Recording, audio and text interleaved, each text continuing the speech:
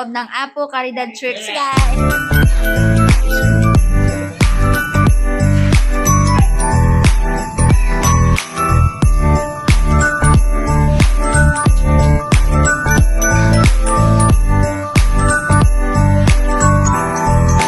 Maganda dito guys kapag magpakasal kayo or kung ano man na yung gusto nyong mga prenup like that. So whatsoever. Ang ganda nito. Ang ganda ng church na to. Tapos ginagawa pa nga yung labas. Mas pinapaganda pa pati dyan sa loob.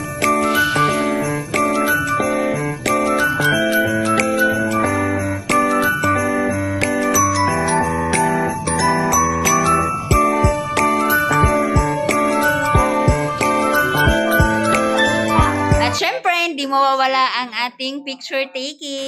So, ayan yung altar. Oh, ang ganda, diba?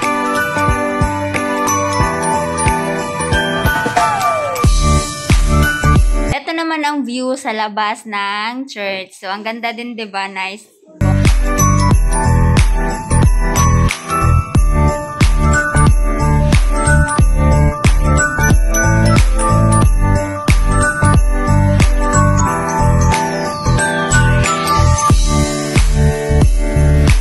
Kunyari model ang aking baby.